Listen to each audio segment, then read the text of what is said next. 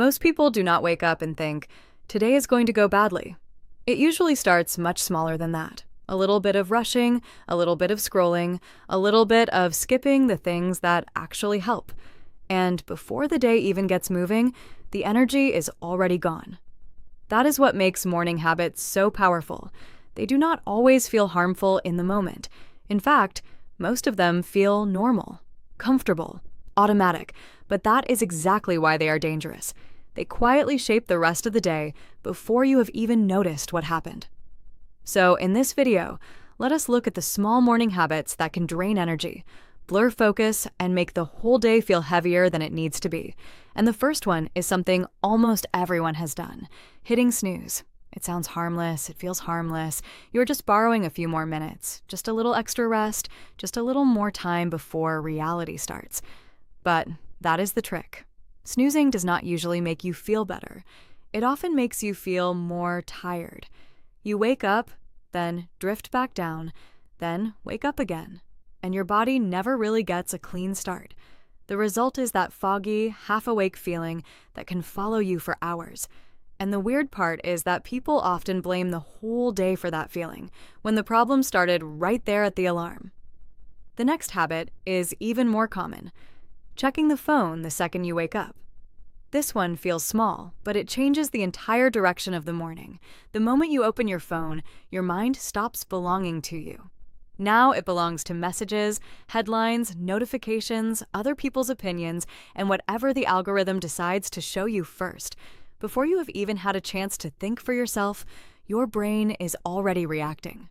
That matters more than people realize.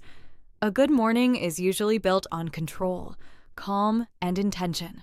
But a phone-first morning puts you into reaction mode instantly.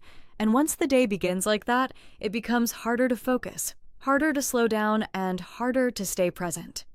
A lot of people do not feel mentally tired because they are doing too much. They feel mentally tired because they let the outside world hit them first thing. Then there is water. Or more specifically, not drinking any. A lot of people wake up and go straight to coffee, but they forget that the body has already gone hours without hydration. So if the first thing you put in your system is caffeine instead of water, you may be asking your body to wake up while it is still behind. That can show up as low energy, a dry mouth, a heavy head, or that strange feeling of being awake but not fully alive. And because it is such a small thing, people ignore it. They think it cannot be that serious. But small things add up fast in the morning. One small bad choice is usually not the problem. It is the pile of small bad choices that comes after it. That brings us to another habit that drains the day before it starts: rushing. Some mornings are just chaos from the moment your feet hit the floor. No time to breathe. No time to think. No time to move with purpose. Just a fast scramble from one thing to the next. And when the morning starts like that, the whole day often inherits the same energy. You leave the house tense. You start work already irritated. You make small mistakes because your mind is still trying to catch up with your body. And all of that can happen before breakfast. People often think a bad morning is about being busy, but more often it is about being unprepared. A rushed morning does not just steal time, it steals calm, and when calm is gone, energy disappears faster too. Now, here is a habit that looks productive on the surface, but can actually drain you in a different way. Thinking about everything that has to get done before you have done anything. Planning is good. Clarity is good. But there is a difference between a useful plan and a mental pileup. Some people wake up and immediately start carrying their entire day in their head. Every task, every problem, every message they need to answer, every person they need to deal with, everything that could go wrong. That is not productivity. That is pressure, and pressure is exhausting. It is hard to feel energetic when your mind is already overloaded before the day has started. That is why some people feel burned out early, even when they have not done much yet. Their brain is already working overtime just to hold everything. Sometimes the smartest morning move is not to think harder. It is to think less and start smaller. Choose one important thing, just one. Then begin there. The next habit is a little quieter, but it matters. Not getting any light or movement early in the day. A lot of people wake up and stay in the same dim room, the same seated position, the same stillness. They move from bed to chair to screen and wonder why their body feels slow. But the body needs signals. It needs to know that the day has started. It needs light. It needs motion. Even a short walk, a little stretch, or simply opening the curtains can help shift the body out of that sleepy mode. Without that signal, the morning can feel stretched out and sluggish. And once the body stays sluggish, the mind often follows. That is why so many people feel like they are moving through the first part of the day with low power. They never really gave their system a clean wake-up call. Then there is the habit that seems completely harmless, but quietly affects the rest of the morning. Starting the day with no intention. This one is easy to miss because it does not look wrong. Nothing dramatic happens, nothing obvious breaks. You just wake up, drift a bit, react to whatever shows up, and let the morning happen to you instead of with you. That sounds relaxed, but for many people, it turns into lost time, low energy, and a weak start. Because intention changes everything. When you begin the day with one small direction, the rest of the morning feels different. You are no longer just waking up. You are moving with purpose. And that purpose can be very simple. Drink the water, open the window, take the first step, start the one task, make the bed, get the body moving. Do something that tells your brain the day has begun and you're in control of it. That may sound small, but small is the point. Most bad days do not begin with one huge disaster. They begin with a few tiny habits that quietly stack up. A little snoozing, a little scrolling, a little rushing, a little clutter, a little stress, a little delay. And by the time the person notices, the day already feels heavier than it should. That is why mornings matter so much. Not because every morning has to be perfect, not because you need some extreme routine, but because the first choices of the day shape the energy that follows. And in the second half, the habits get even more interesting because some of the biggest energy leaks are hiding in places most people never think to check. There are a few more morning habits that quietly drain energy, and these ones are even easier to miss because they look completely normal on the surface. The first is something many people do without thinking. Eating in a way that sets them up to crash. Breakfast is supposed to help you feel steady, but for a lot of people, it does the opposite. It gives a quick burst of energy, and then takes it away. Too much sugar, not enough balance, something fast, something easy, something that feels good in the moment. And for a short time, it works. You feel awake, you feel ready, you feel like you have energy. But then, not long after, it drops. That is when the sluggishness starts to creep in. Focus becomes harder. Motivation dips. Even simple tasks begin to feel heavier than they should. And because the crash does not happen immediately, people do not connect it to the morning. They just assume the day is tiring. But sometimes the day is not the problem. The setup is. A more balanced start does not need to be perfect.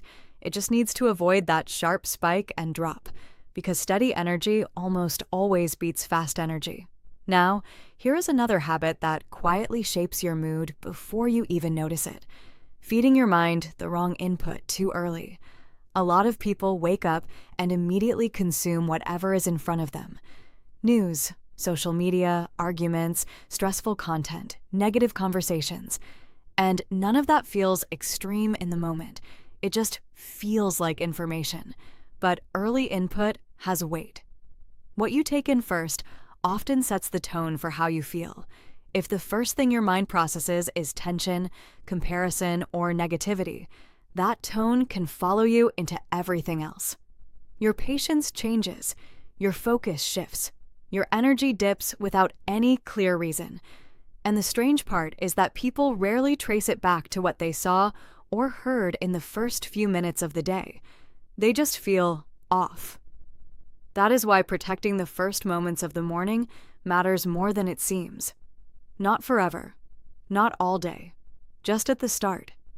Because once your mindset is stable, it becomes easier to handle everything else that comes later. Then there is a habit that feels small, but creates a surprising amount of friction, leaving your environment messy. It might be a chair with clothes on it, a bed left undone, dishes sitting in the corner, a workspace that is not ready.